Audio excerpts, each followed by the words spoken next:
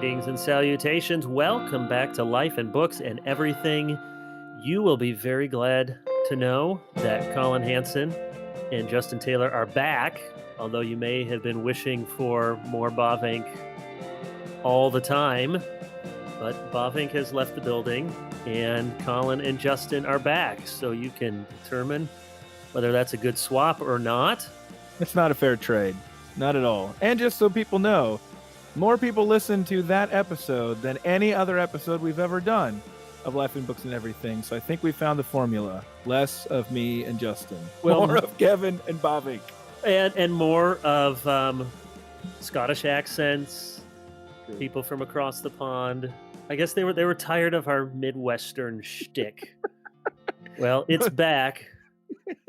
It's back and better than ever. All right, we are glad to have Crossway once again as our sponsor. We are very grateful for them, their partnership, and the fine resources that they publish. We want to mention today the ESV Scripture Journals. There are a number of options. The regular Scripture Journals, Old Testament, New Testament sets, also sold individually. ESV Illuminated Scripture Journals, which are illuminated, and Greek Scripture Journals, which is very cool, with the Greek Scripture Journal New Testament set with the Greek New Testament produced by Tyndale House, Cambridge, with added space for notes in the margins.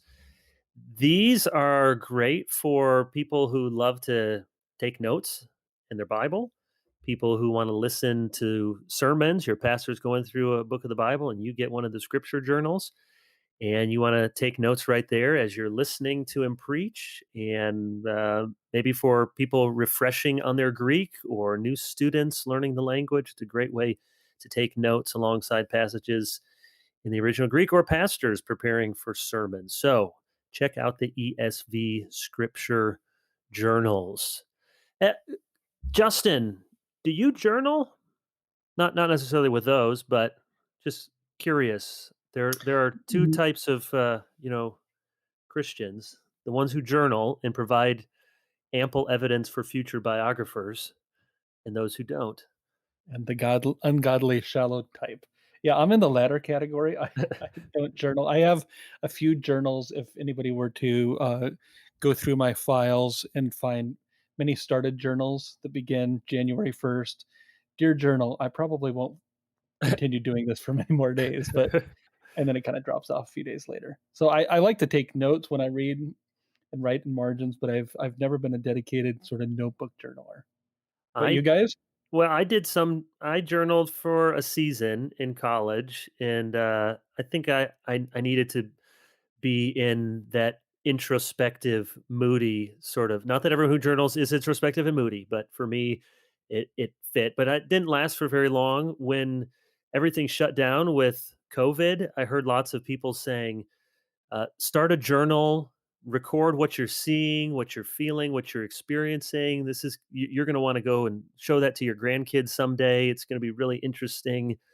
I did that for a few days, and then I thought, this isn't ending. And then I decided I'd do it once a week. I did that for maybe a month or so, and I realized, well, this is going to keep going for a long time. And so I don't know. I will have like 6 journal entries that will be a real treasure trove for my grandchildren someday. Colin, what about you? I took a class in seminary on pastoral theology. We had to read a Eugene Peterson book, and I think the professor's comment back to me was, "Do you have any kind of interior life?" I was like, "Wow, that was to the point." I think it was the first assignment in the class as well. I guess I wasn't in the quite the right mood.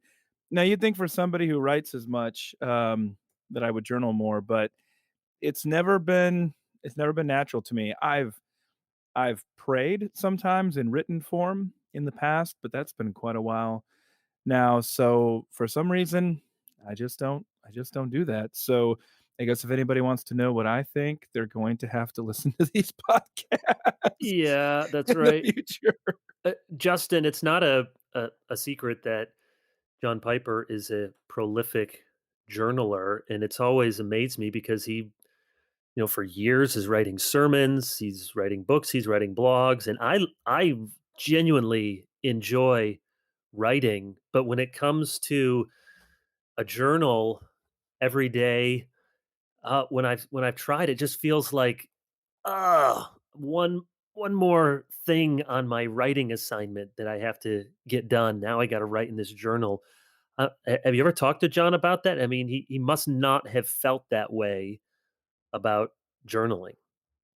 Yeah, I think that's right. I don't think he thought of it as here's a duty that I have to do, but here's something that helps me to think. He said many times that he doesn't know what he thinks until he writes. To hold a complex argument in your head or to kind of work out implications or definitions or nuances.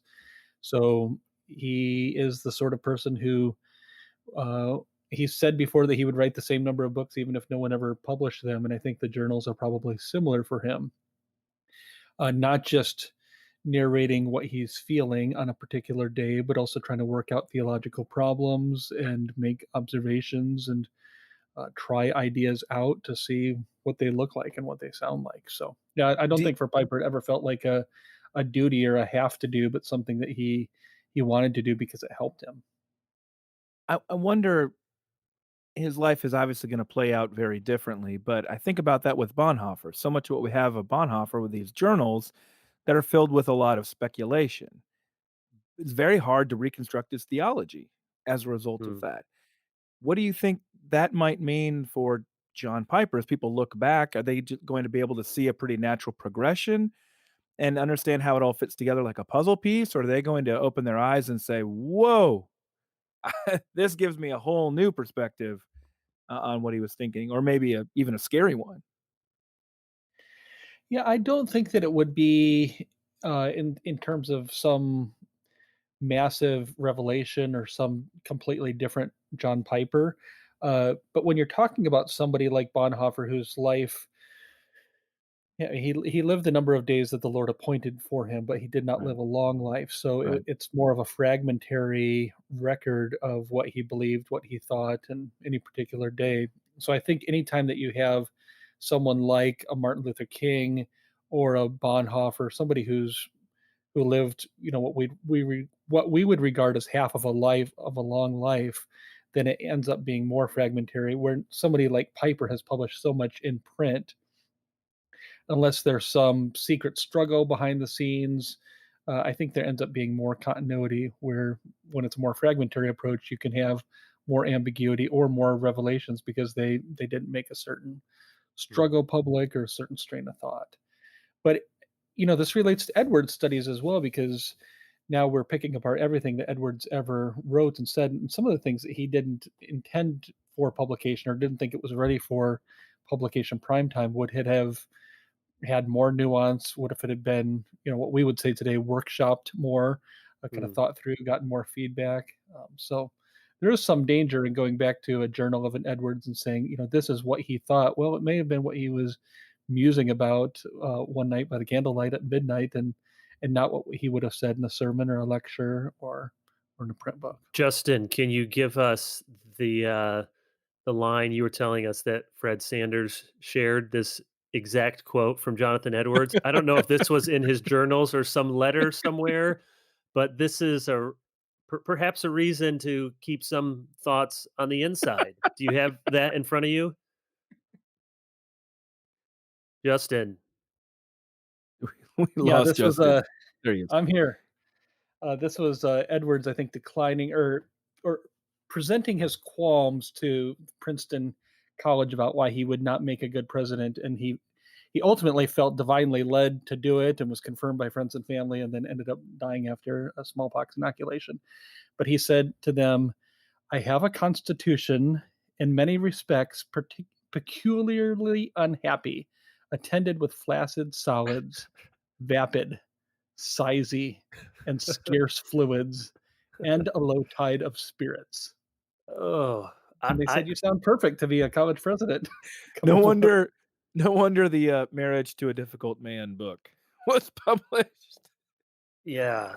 But that was back in the day when people talked very freely about their solids. You read some of Calvin's last letters, and it's a little bit TMI. You could have Luther. just Yeah, that's where later Victorian sensibilities came in to just, let's just use some euphemisms. All right, but we weren't going to talk about flaccid We c solids. we'll do a whole episode sometime on John Calvin's health. We Well, will. it'll be even more It'll go popular than the viral. Bavink episode, I promise. It will be. Okay, I have no way to make a good transition into a serious topic. So, um, pause, serious. Okay, here we go. Last week, well, it seems like every week in 2020 is some hard news, some bad news. And last week, with First Christianity Today, had an article, later follow up podcast, and then World did a little more reporting, talking about the allegations against Ravi Zacharias, who passed away a few months ago.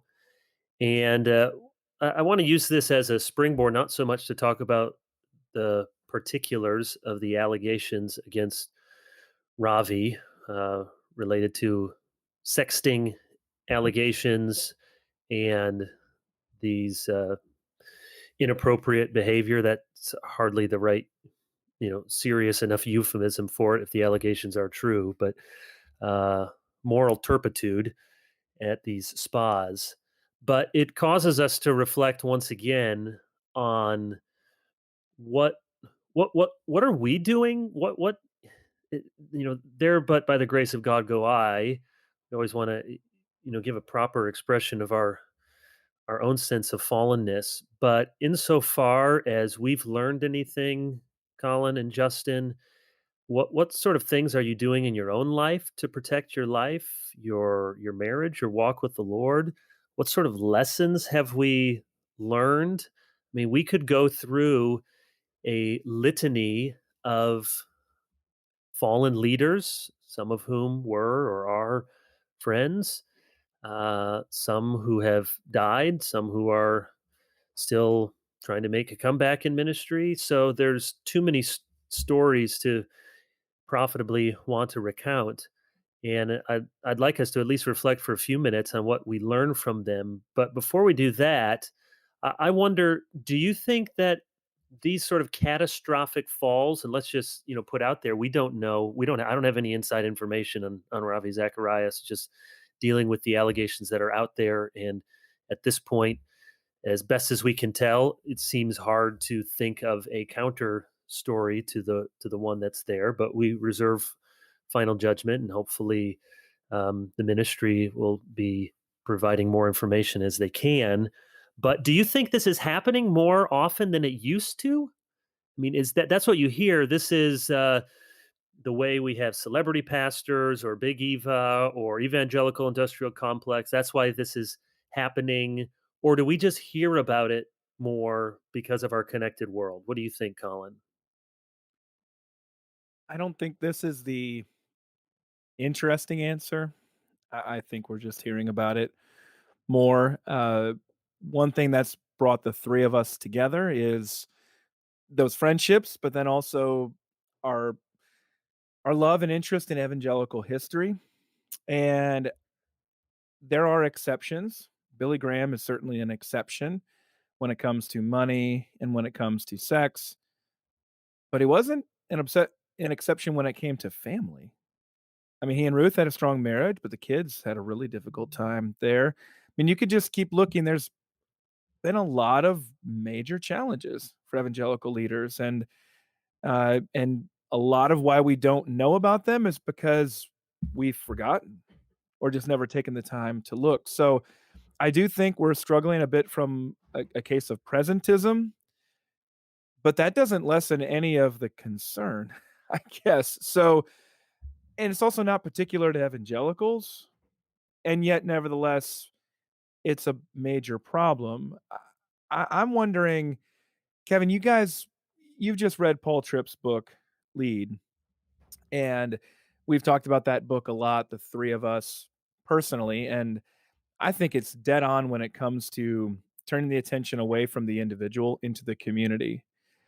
And I think in almost every case, you could see some of these things coming and you could see it in community. So Let's take the Ravi Zacharias piece as an example. We're not trying to dwell on this, but we're going off some of the reports that we've seen. Uh, Reportedly that he didn't have any friends or nobody that he could trust to talk about these things. There's been no mention of any church involvement, no pastor that we've seen anything from. You have a ministry that bears your name and where a number of family members are on the payroll or on the board. You can talk about this as a particular thing with Ravi, but it seems pretty clear there's a bigger community dimension going on. What did you think, Kevin, about that aspect of Paul Tripp's book, about behind every leadership failure is a failure of leadership community?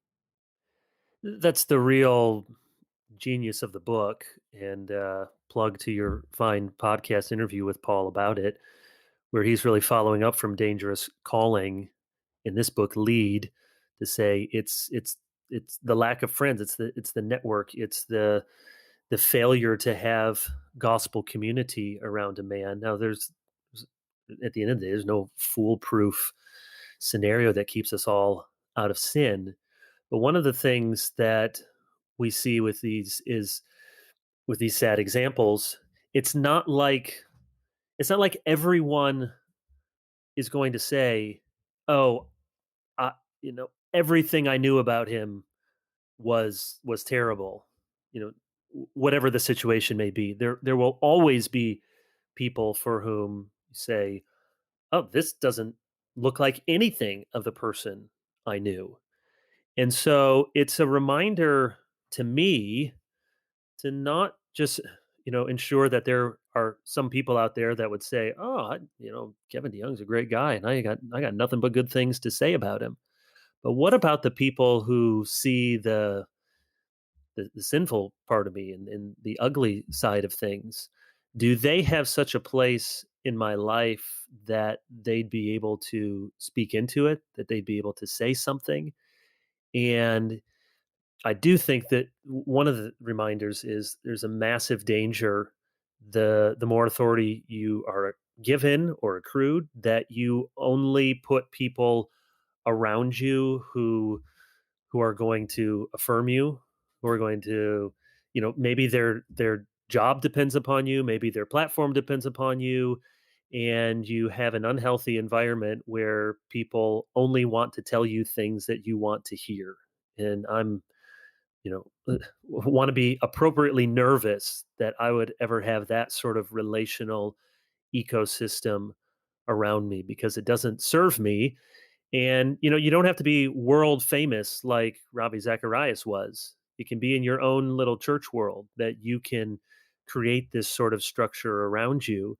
And the three of us have talked that I do think sometimes there's a peculiar danger for those who are, whether it's leading their own, headlining their own ministry, or often church planters are peculiarly in danger of this, because they may have as their leaders the very people that they led to Christ. They may tend to be all younger. It's hard to make that transition to see that you're no longer their father in the faith, but you're now a peer, or you actually submit yourself to their leadership.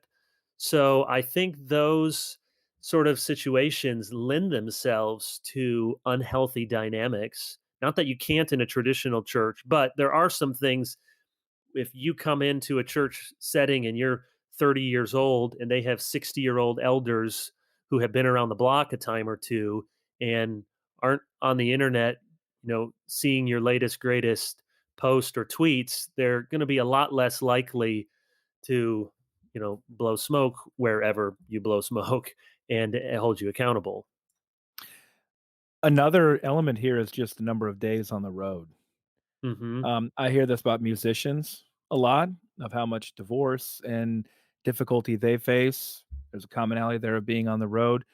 And also, difference between being a pastor and a speaker like this is, a pastor ideally will be in one place long enough for the people to not be impressed with him. Whereas a speaker can That go is from true with being a pastor. that can you can go from place to place and always be the star when you're a speaker. And Uh, give your greatest hit too. yeah, that You and know, you you and that give your goes one great talk, and people at your home church, like, they've heard you're good, you're bad, and you're ugly in terms of your delivery and your content. and moods. I mean, you can go all the way back to evangelical history. This is George Whitefield. I mean, how you can perfect a sermon when you preach it hundreds of times. I want to hear more of Justin's thoughts here, but Kevin, I want to ask you a follow up. We've known each other for a long years, all three of us, and have been friends for a long time. Enough to see a lot of life change, enough to see a lot of change with our friends as well. But Kevin, I wonder, is that a trait that you would consider would be a strong suit of yours about having friends for a long time? Actually heard from one of your friends recently who told me that I should ask you about the cereal dance. I I don't know. should Who get are you to you talk. talking to about that? I have my sources. You know Yeah. me. You know me, Kevin. I'm a journalist. I have my sources. Uh-huh. But you have friends going all the way back to seminary. They didn't know you as Kevin DeYoung writing all these books, pastoring a big church, interviewing famous authors about Bavinck. They knew you Mhm. as a goofy seminary student. But I don't friendship, it doesn't come easy. But it seems like you've been able to keep some really long-term friendships. Can you tell us more about that? Yeah, I mean, the pastor needs friends and needs friends in his church, but you're going to need friends outside of your church too. So, I mean, I have two very good friends from high school. We don't see each other all that often, but we climbed a 14er in Colorado a few years ago. So we do when we can. And one of those friends is we were in the same kindergarten class together. So he's my longest lasting friend, and friends from college. And then you alluded to these friends from seminary. There were a group of us, 9 in total, and we're getting together in 3 weeks. We get together every fall. Just be 6 of us this time, and yeah, those guys know all of the.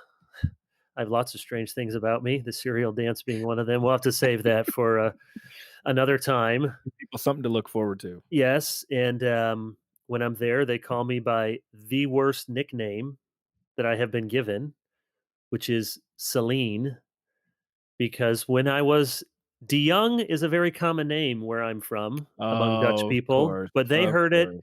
and they all thought it was Uh, Dion. So they called me Celine Dion. So it's still I don't even when I'm around them, I don't even think of it. They're like, "Hey Celine, where you want to go for dinner?" And it's like, "That's me. I'm Celine." So Celine with the celiacs. yeah, that's right. So it does help, and then I talk to you guys more than is healthy, and have other friends. I mean, I That's think true. it's not foolproof, but it's really important. Justin, how do you see this? What sort of I know none of us are trying to put ourselves up as the example in all these things, but any lessons that you've learned or you've reflected on some of these catastrophically difficult falls and allegations we've seen? Yeah, with regard to your original question, it's really hard to figure out, is this happening more frequently, or are we just hearing about it because of how connected we are all to social media? I think one facet of it has been that um, victims feel more empowered Hmm. to make their allegations public, whereas that might not have been true 10 years ago, less true 20 years ago. Farther back you go, I think the harder that was for somebody to come forward. Another thing that strikes me is that you think of the triumvirate of sex, money, and power. And I think it's always been the case that if you were involved in a sex scandal, if you got caught embezzling money, that's an objective thing. But in some strange way, it's been encouraging that there have been church discipline uh, issues of pastors and failure and fallout from abuse of power. I don't think that that was happening as much in the past. I mean, the abuse of power was, but the ability to hold somebody to account for that. So, those are maybe a couple of counterintuitive ways to look at whether we're just hearing about it more, or I don't think that necessarily the amount of sin is increasing, but I think the amount that we're hearing about it is increasing. And I don't think there's any foolproof way for us to prevent it, or to prevent it from our friends. You can always deceive people. You can Hmm. always be doing something from 2 a.m. to 4 a.m. on some device that's not connected to Covenant Eyes. If you want to fool those around you, you can. I don't know that you can do it forever, but there's apart from some sort of having a polygraph in the pastoral office every time the pastor comes in, I don't think there's any way to absolutely prevent it. But I do think there are things that we can do. And one of the things that comes to my mind is the role of the conscience, that as my conscience starts to get dulled, or the biblical terms defiled, seared, as I tell a white lie and it doesn't prick my conscience, it doesn't bother me, I can move on, and the next time it might get a little bit easier, and then the time after that it gets a little bit easier. I think those are danger zones. Those are, you're driving down the highway and the warning lights are coming onto the dashboard. Um, I think we need to pay attention to those and work hard to keep a clear conscience, to have people to whom we can confess our sins, to have people who are willing to ask us questions that we're willing to be honest with. It was really striking with Ravi Zacharias that, to my knowledge, he wasn't a member of a local church. I don't believe his family is connected to a local church. And, I mentioned that on Twitter, and a number of people said, well, that might not have uh, prevented it, or the church might not have handled allegations well. But I think there's something intangible, almost indescribable about being connected to a local church, where uh, you are accountable to other people, and you are uh, putting the community before yourself. So all those things, I think there's vertical dimensions to this and horizontal dimensions, and sometimes we can so focus on the horizontal dimensions, just you can achieve purity by having the strictest covenant eyes setting, or having the greatest accountability system. And I think those things are important. But if you don't start with the vertical of Matthew 5:8, blessed are the pure in heart, for they shall see God. If that's not your primary motivation, if that's not your great fear, if you're only thinking about those whom you will let down, I think you're in a danger zone. So the vertical and the horizontal both need to be there, but the vertical Godward direction needs to be a primary focus of our lives, or I think we're in another danger zone.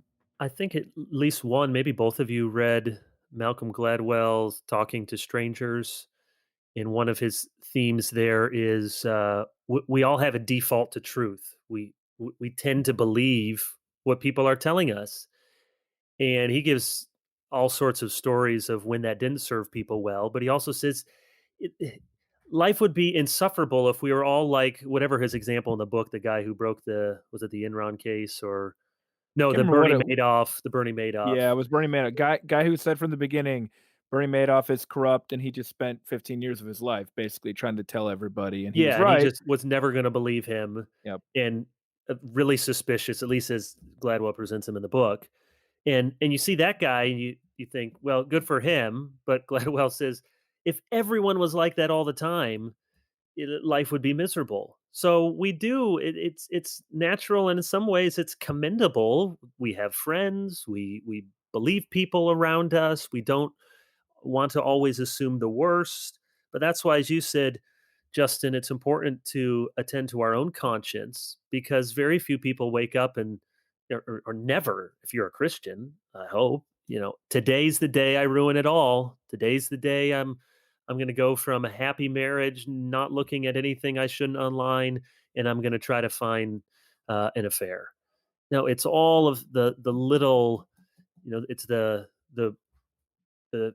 sociology of broken windows, that when you clean up the city, you have to attend to the small things, to the graffiti, to the broken windows, because when those things are broken down, it gives a pervasive environment where greater criminality is liable to happen. And it's the same thing in our lives. I do think, just back to the original question I asked, then I'll let you wrap up this segment with anything else you want to add, Colin. But it is important to realize there are good stories out there, and they don't get as much press, and sometimes we're not even at liberty to share them. But I think all three of us know of experiences. Some we would all know the same ones, and then each of us would have different instances where We've seen people in ministry and positions of power who sin, and they do follow the steps that are necessary, and they do confess, and they do step out of the ministry for good or for an appropriate season. They do work through a presbytery. They do submit themselves to a board of elders or to an outside group, and they really do get help. And so there are redemption stories where people's sins are forgiven and people learn and grow and understand the gospel in new and fresh ways. And that really should be the story for all of our lives, because our sins may not seem so catastrophic, but all of us sin. And then I always want people to know, maybe I'll write a blog on this sometime, but every year when I teach my pastoral ministry class, I give an assignment that people, that their final papers, they have to write on two pastoral ministry heroes, one from the past and one from the present.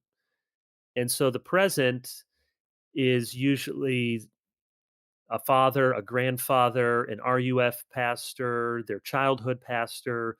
Most of these people are names that almost no one will know of. And yet these men, and I'll have women in the class who write of different heroes or heroines in their own life, they write about people who are faithfully plotting, doing the right thing, name not in lights, and and I still believe that those stories are far more prevalent than the catastrophic crash and burns. It's like the news. The news is never going to headline with normal good things happening today. The news is always oriented to change and to bad news. That's what gets our attention, not hey, nothing went wrong in this person's, walk with Jesus this week. That's not going to show up. And so there are many good stories, and it's important for us to put those out there. And TGC has done some of that.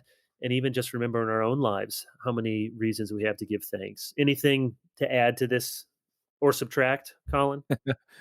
One thing quickly, I mean, you're right about what news gravitates toward.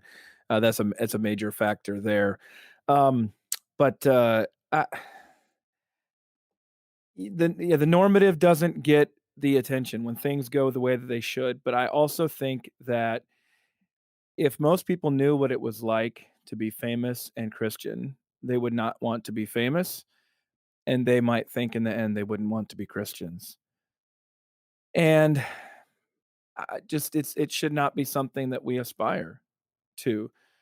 If it's a burden the Lord brings into your life that you are called by God's grace to bear for the good of the church, then so be it. But it definitely should not be something that you aspire to, because that attitude itself is going to get you into trouble. But also, if you knew, it just might not be nearly as appealing as you think. And so I do think, Kevin, if we're looking overall at the differences between high profile Christian leaders, I think there probably are higher attrition rates Hmm. for the high profile That Christian may be. leaders.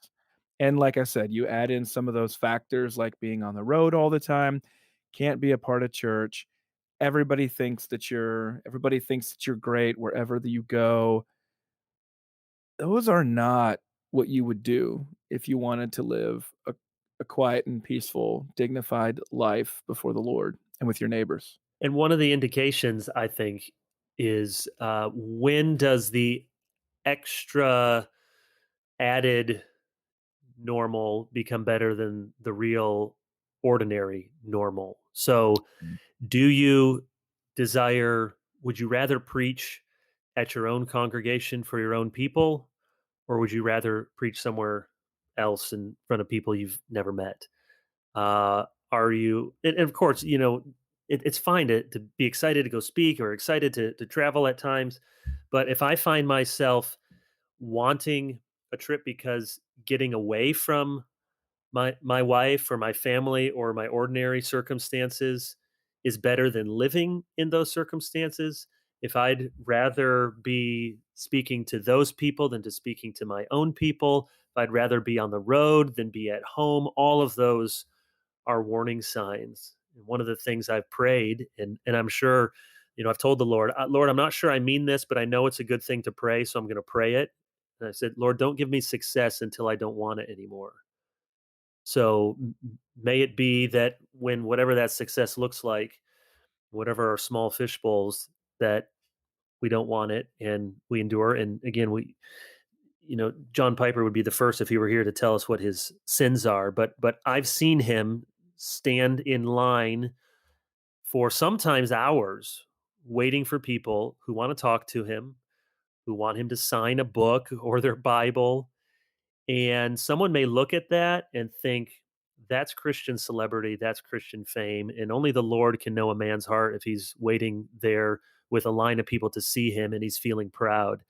But I know for someone like Piper and for most of the brothers that I know, it takes a great deal of humility to actually do that when you'd be rather doing almost anything else than standing there and waiting and having awkward selfies and awkward phone calls, uh, awkward book signings. And so I think you're right, Colin. It's not what everyone thinks that it is. And the real joys in life and ministry are going to be those treasures that you have with the people that you know and love. Did you come up with that yourself, Kevin, just out of the blue, that don't give me success until I don't want it anymore? As far as I can recall, I That came up with myself. that is helpful. I wrote that down. I am going to pray that. I think that I'm brings a lot of clarity. I'm gonna tweet it and either do Augustine, Luther, Chesterton, or Lewis. How about Abraham Lincoln? It sounds like Yeah. Abraham Lincoln to me. Uh-huh. In Well, fact, that would be his political career. yeah. Well, if you found that I stole it from someone, let me know. All right. We will thank you for that. And I do appreciate you guys are good friends and really do mean that and hope that you would speak into something in my life if you felt like, you're different than you were when you used to go to Pizza Ranch with But us. isn't that the Midwestern sensibility? I mean, we're just looking for a chance to knock you down. That's the problem. I know. It is good. We're just looking for it. So this is a different topic we've talked about a lot. How to get at it? What it seems okay. Let's take our world and let's say it's reformed-ish. Take people who basically agree on really important theological tenets: inerrancy, historic orthodoxy, Calvinist soteriology. We would say complementarianism. Uh, that's a lot to agree on. The expositional preaching, the sort of people that would, or maybe they wouldn't anymore, but would go to T4G, would go to TGC. Just take this kind of tribe of theological agreement with everything out there in the world. That's an awful lot to agree on. Now, we have talked somewhat on this podcast and more just privately about how much this cultural moment and even this ecclesiastical moment is made difficult because even among those who agree on an evangelical reformed-ish statement of faith do not agree on what our biggest challenges might be to that shared statement of faith. To put it very crassly, are the dangers coming more from the left, from outside, from the culture, or are the dangers more pronounced from the right, perhaps within our own churches? Is the need of the hour to build bridges or to build walls? And you can find scriptural reasons and metaphors to do both of those. Do we need team compassion? Now they're the ones who want to build bridges, and they're the ones who are saying if we could just be gentler, more gracious, more winsome, we'd win a hearing. It's the harsh, it's the belligerence, it's the tone that's driving people away. Team compassion, or is it team courage? Hey, look, the Visigoths are at the walls. We better man the barricades, or we're going to lose our souls. We're going to lose this next generation. And what we need is courage, and we need some people to flip over some tables and to fire some warning shots and to take out some wolves and some goats and let's get on with it. And you can make a scriptural case for that. So I'm going to put you on the spot. Colin, make the case that the biggest danger for our theological tribe is coming from the left. Coming from the left. All right.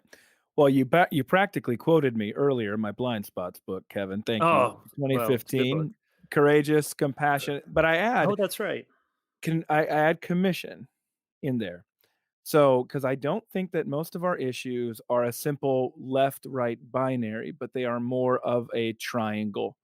Mm, And so there's an evangelistic focus, there's a good. compassion focus, there's a truth telling That's focus. So good. we're not typically dealing with that pole.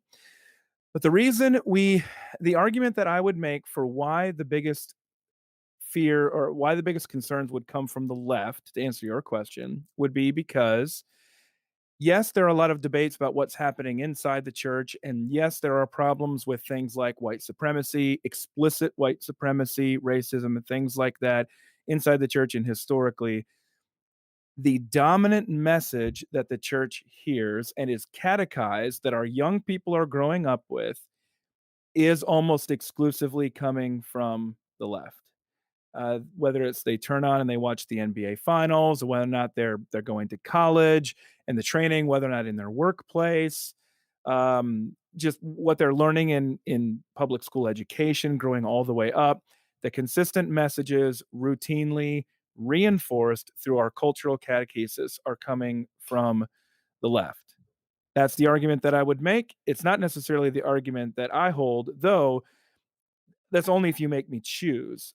I think that is a genuine major problem, and I would happily team up with anybody who saw that as a problem, and we wanted to work together from a Christian perspective, to And combat that problem. I gave you that one because I know that we've talked about this some, and again, I don't know if we disagree, but it may just be different things we're seeing in our context or sensibilities, and we'll come Yeah. back to that. But Justin, you want to try to make the case that the bigger danger for our theological tribe at the moment is from people to the right and perhaps within. Yeah, if you're asking me to make that case, I'll do my Yeah, best. just make it, whether it's yours or not. Good forensics class. Yeah, I think that the sins of the left are more obvious and are more marquee sins, and the sins of the right are more subtle, at least to those who are conservatively inclined, and therefore, because they are more subtle, they're harder to discern. It also requires looking within to see if we are committing any sins of commission or omission. I think that because a lot of times those on the right are aiming for uh, good outcomes. And here I'm interweaving the political and the theological Mhm. because we want, for example, to see Roe versus Wade overturned. That's a policy good. I think that we would agree to. Therefore, there can be a temptation that the ends justify the means, and so a subtle, sometimes not so subtle, utilitarian ethic comes at play that the end justifies the means. And because we are aiming at something virtuous, we can bypass virtue in order to get there. We can support people who act with vice rather than virtue. Um, and we can also be, we can assume the gospel and then end up forgetting the gospel, all as we're aiming towards ostensibly righteous aims. And I think that because of the subtlety of how that can work, because of the goodness of some of those aims, we can be taken in and not even realize that we're the proverbial frog boiling in the pot of water, to realize that we are giving up the ship, to mix a couple of metaphors and introducing all sorts of problems and compromise. Okay, so Colin, let want to follow up on that well, laugh? Yeah, well, let me.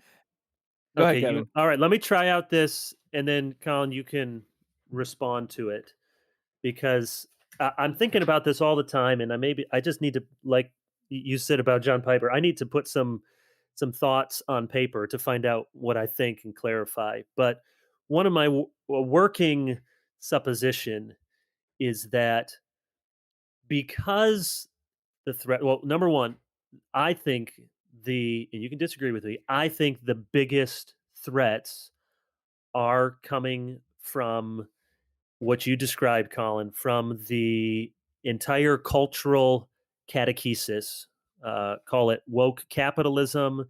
It's not just Hollywood. It's not just the academy. It's now sports. It's now everything that we see in the air that we breathe. There was a good article today. I'll maybe send it to you guys. Why the young hate the Tories. So it's in a British context and it's more political than religious, but it dovetails with that, and you could definitely apply it to an American situation of why the conservatives in Britain are finding that younger and younger people absolutely don't just disagree; they hate what they stand for. And there's a whole number of factors there. And again, we're not equating conservative politically always with conservative theologically, but there's some overlap in the analysis. So I think that part of what's happening is as Christians sense that they are more and more inhabiting a hostile place where their views are held with not just dismissal but genuine derision, it is bound and is already then prompting a visceral sort of response that this is really threatening and we're not making up the threat.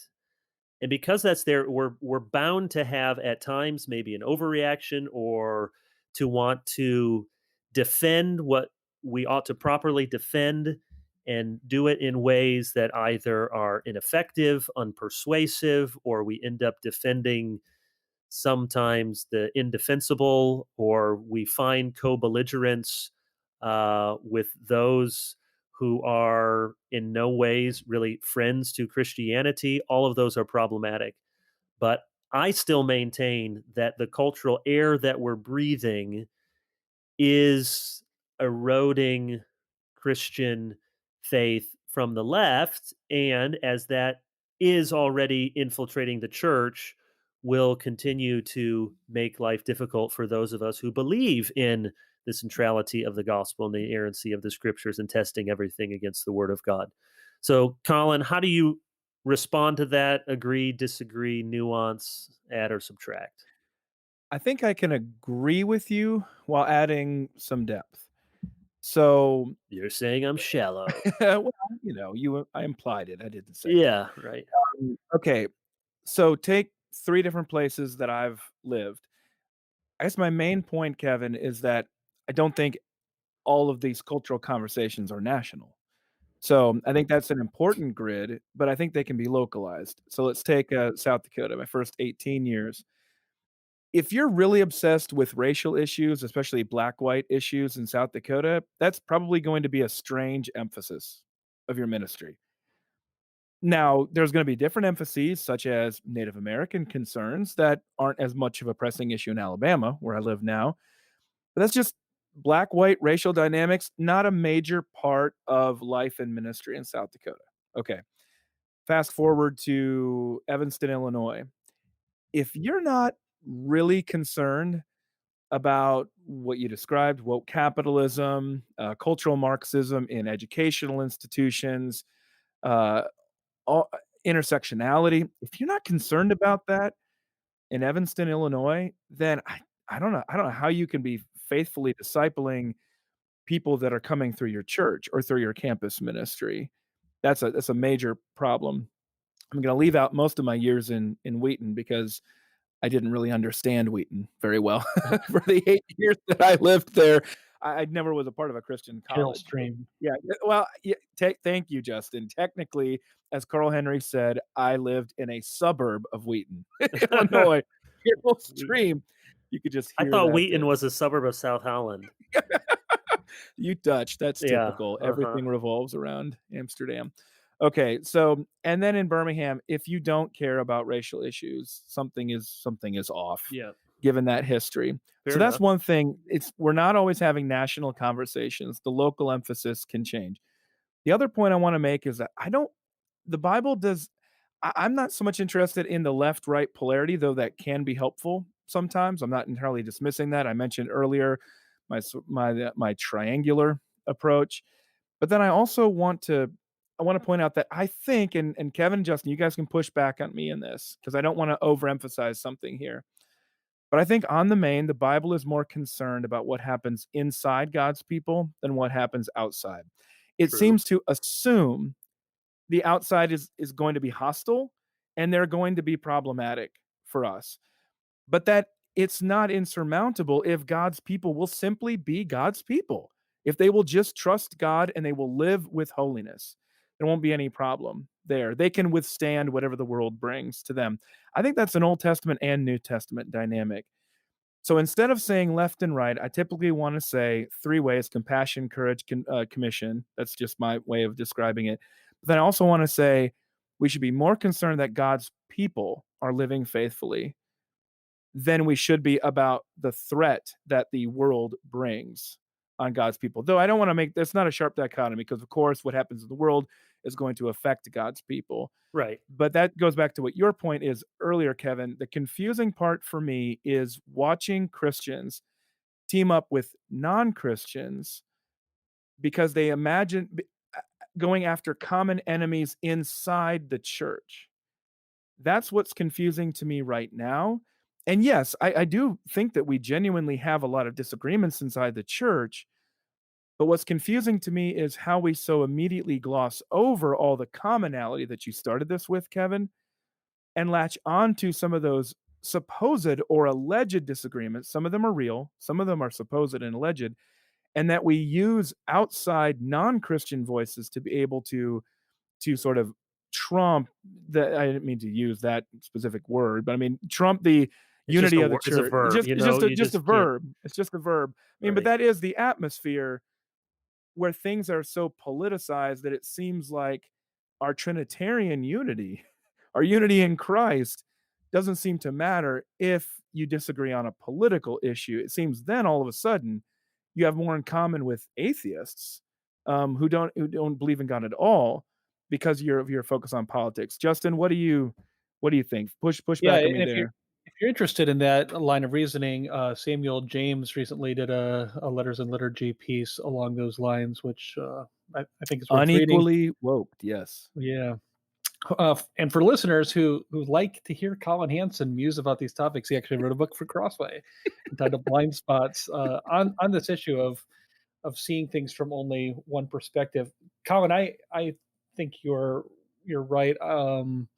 In the main, let me complexify it even further. What do you do talking about within a single church? I think that there's a significant generational divide there. Mhm. So, in the church setting that I'm a part of, am I more concerned about threats from the right or the left? I think it depends on if you're talking about the 60-year-old guy who's been there for 30 Yes. years versus the 17-year-old who's going off to college in a year. To me, I'm not super worried about the 60-year-old with certain temptations in the same way that I am with 17-year-old. So I agree with you. The more that we try to present just, is it yes, is it no, is it left, is it right? What's the one thing happening? I think I agree with Kevin there, but I agree with the complexification. Once you get into real life and you actually ask what it's like in a local church setting, it depends a lot upon age and gender and geography um, and history, experience, suspicions, dispositions, race, all of those sort of things. Yeah, and Kevin, sort us all out here. well, one word there because you really raise an issue that allows me to nuance something. Let's take my own church as an example of what we went through in this last summer on racial issues. Mentioned there, of course, we're in Birmingham, so the racial issues are going to be very significant with our history. And we had some people respond in ways that I thought were extremely unhelpful from the right. And we've tried to address those issues as much as possible. But what I said to other elders was, for every one person that I see spinning way off to the right, I bet we have 5 or 6 people who are more likely to spin off to the left. And that's because our demographic, even in this Birmingham environment, is very young. And a lot of them are very much oriented toward a lot of the justice messages, some of which are really good, some of which are very unhelpful. And so even that environment, as I'm looking as a pastor, I'm thinking, yes, of course, I'm really upset to watch some of my church leaders be enamored with neo-Confederate writings. I'm very upset about that. But then I'm also afraid, even more afraid, just numerically speaking, of people I see where, wow, this has simply gone altogether into left-wing politics, and I don't even see the gospel here anymore. So I think that's lost, Kevin, in how we play these things out on Twitter and how we play these things out on websites.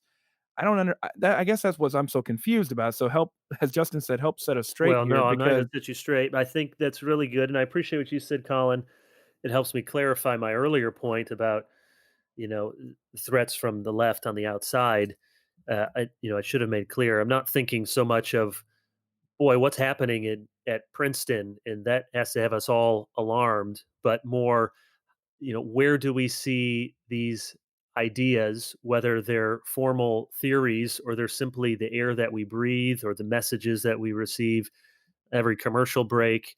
How are they being unwittingly assumed in the church? So I totally agree.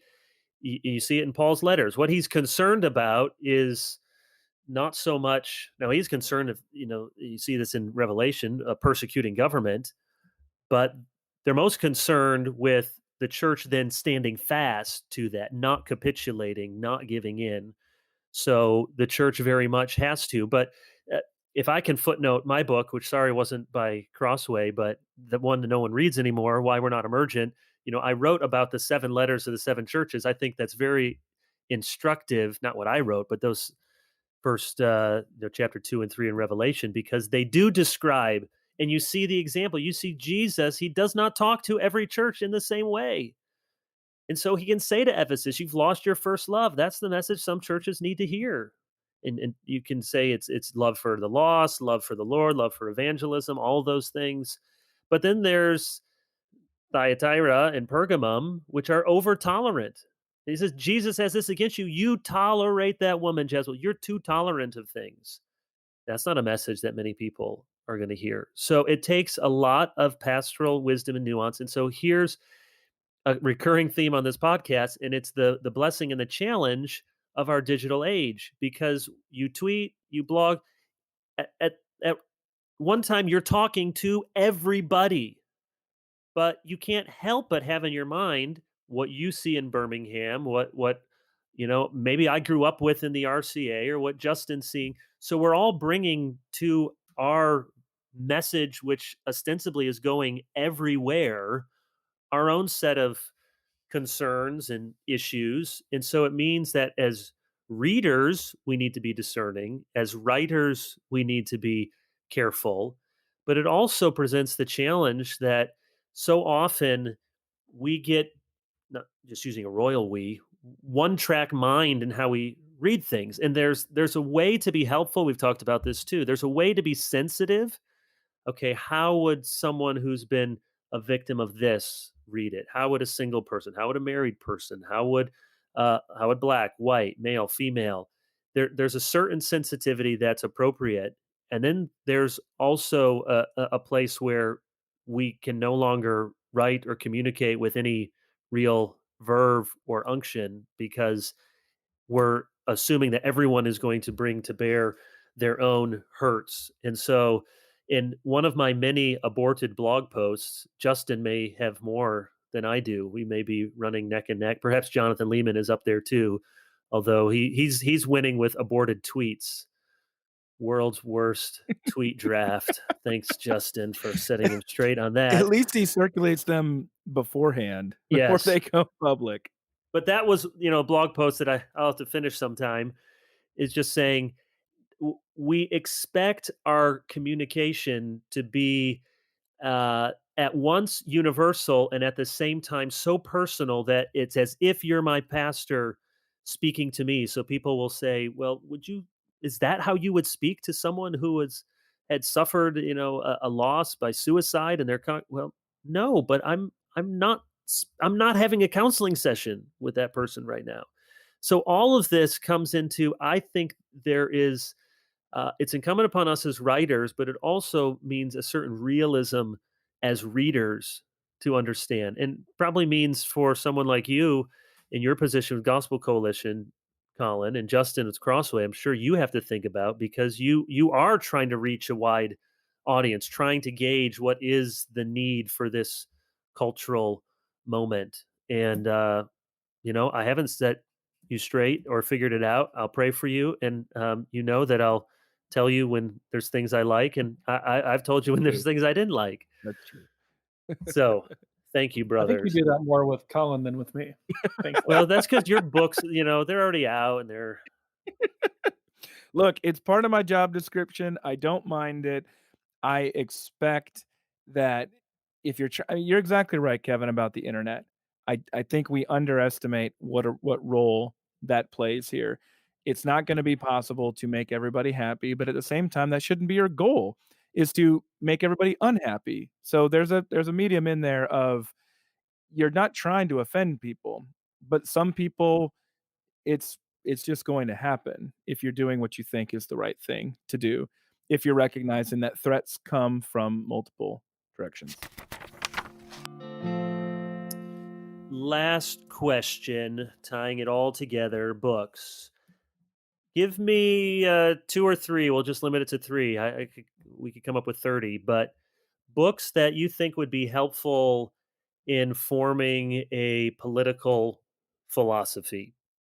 These can be Christian books, Christian classics, new books, or could just be classic of moral political philosophy. Um, anything you want. So don't limit yourself to, they have to be three famous Christian books. But if someone said, a recent college grad likes to read. Hey, what are some books that you think would be good for me as I try to formulate my own way of thinking as a Christian about politics?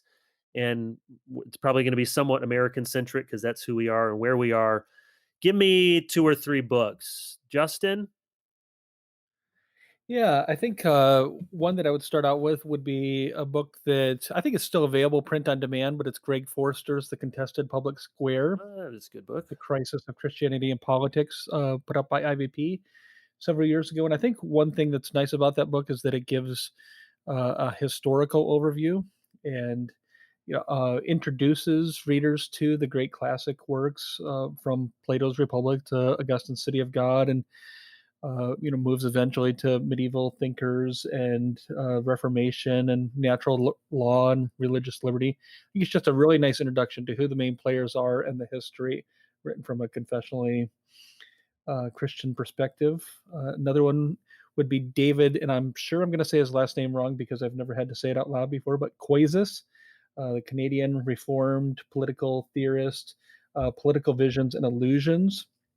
A really interesting, helpful book working through all sorts of things from progressivism to Burkean conservatism to socialism to communism, and looking at how all of them as secular theories fall short of the glory of God and have elements of idolatry, and shows how the gospel offers a better answer. A really, I think, nuanced, interesting, informed book. Justin, would I have Um, I've heard that book mentioned a lot, and I admit I haven't read it. Would So it sounds like a book I would really like, and then I have one or two little yellow flags going up. Do you think I would like that book? I think you'd probably have little yellow flags going up on it, but I think you'd probably like it as well.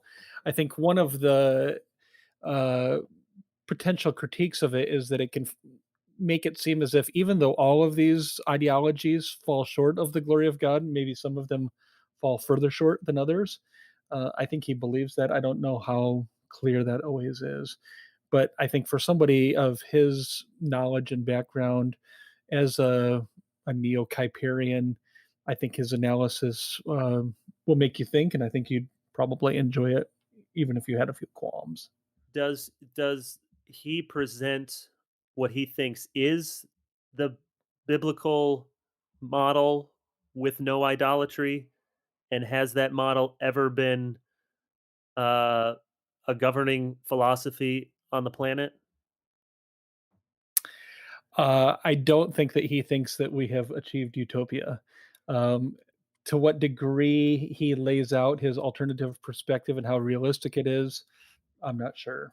Um, Yeah, I wasn't I didn't. saying utopia. So I asked the Yeah. question in an unhelpful way. So okay, we'll talk about that. And I mean, you and others that I know and trust really like the book. You just are getting one my yellow flag, as I've heard it used sometimes. If it, so, I'm not critiquing the book because I haven't read it. Is if it's as if we can transcend all actual human forms of government. Um, it's like the famous quip, whether it's true or not, when D. James Kennedy, someone didn't like evangelism explosion, and he said, "Well, I like my way of doing evangelism better than your way of not doing evangelism." So it's sort of okay. What is the democracy is the worst form of government except for all the others. I've heard that quote from Kennedy attributed to Moody. Is Yeah, it? Yeah, I know. it was. I've heard it too. I I mean, think Moody got it from Kennedy. Let's just yeah, confuse people here. yeah. I think originally it was Luther, though. Well, Lincoln before that. Yeah. Okay, I'm sorry, Justin. Think you had a third one, Justin? Uh, was anybody else going to say Conflict of Visions by No, Soul? it's all I'm you. saving It's that all for you. you.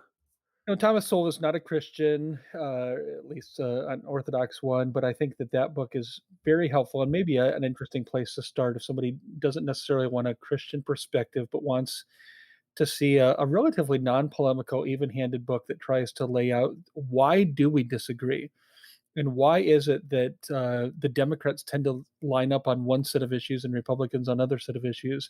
And he argues that there's a difference between the constrained vision and the unconstrained vision, and that we simply have different presuppositions about what is entailed by freedom and by justice and by power and equality. We're operating with different definitions and different ways to get to our desired ends.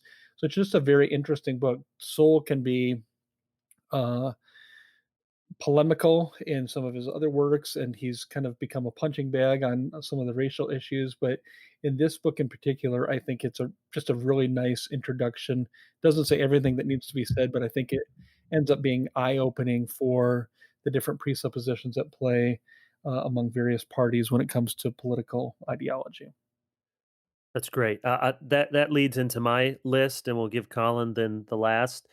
Along those same lines, I would recommend Yuval Levine's book, The Great Debate, Edwin Burke, Thomas Paine, and the Birth of Right and Left.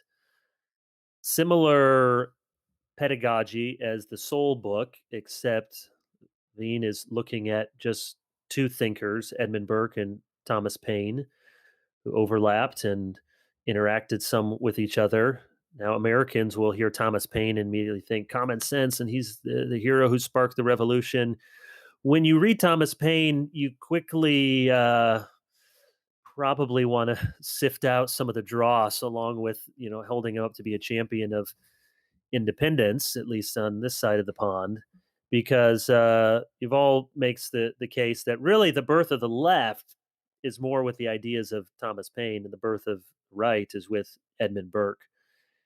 So again, it's just very helpful, and he's not arguing one way or another. People who read his books know he's a thoughtful conservative or center right sort of voice. But I think that's a very good historical book to understand and gives you a sense for where right and left come from. Ultimately, though, they do come from the French Assembly and where they were sitting on the right or on the left. That's why we speak of those directions. And to make things very confusing in America, the red and the blue should really be switched. Blue was the color for the conservative royalists, right? And red has always been the color for liberals. Red is the color of communism, socialism. So whoever first put the red blue map up with Republicans and Democrats have not done us any historical favors. And then a Christian book. Again, I don't know how to say his last name for sure. David Innes, Innes, teaches at the King's College. Christ and the Kingdoms of Men. I believe he's also ordained in the Orthodox Presbyterian Church. This came out just last year, I think. Again, I don't agree with every last thing in the book. He's a bit more critical about classic liberalism than I might be, but classic liberalism is fair to be criticized. But I think if someone was just saying, "I'd like from a reformed voice," how would I begin to think of what a political philosophy might look like? That's a good book to start, and I found it helpful. And then the third book, I tried to think of what would be a classic, what would be something that would be helpful. So I thought about maybe Edmund Burke, Reflections on the Revolution in France, but I'll go with the Federalist Papers. Uh, every American should read at least some of the Federalist Papers. And something is wrong with our educational system. If you can get through college, really, if you can get through high school, even, and you've never read any of the Federalist Papers, is that you, Colin?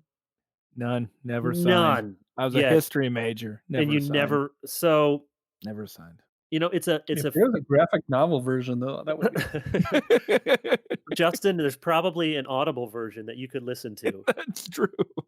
or a Wikipedia page. or a Wikipedia page. But so these are uh, a series of, I should know the exact number offhand if it's 90 or what it is, how many articles that Hamilton and James Madison, John Jay published.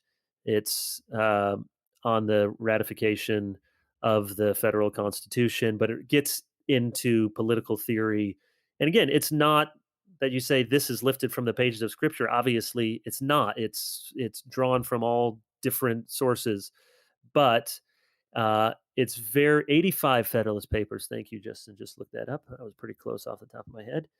Uh, it's really helpful to just say, okay, here are some of the key founders trying to think not from scratch, but a new nation with centuries of natural law, of basic Protestant assumptions, and new Enlightenment philosophy.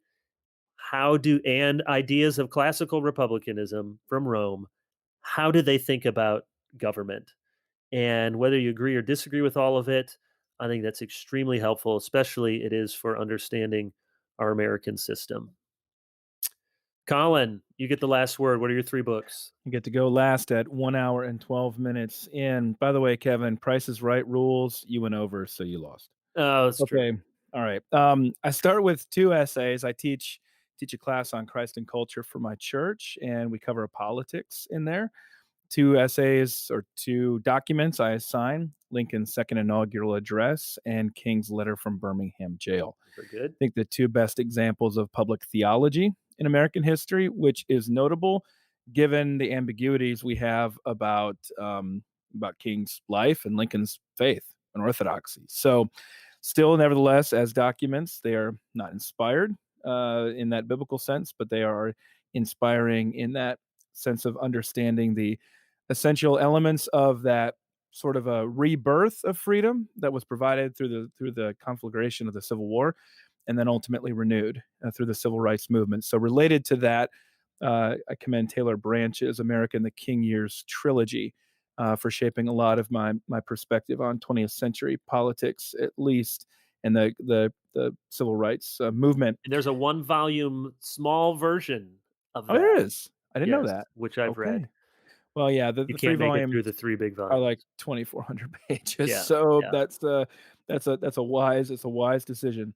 Okay, so the three books I wanted to mention. First one will be Senator Oh, Ben those Sasse. weren't even the books? Oh, No, and you're no, no, no, it's still critiquing going. me for Price is No, Right no, rules? I got to go last. You've So mentioned that okay, fine.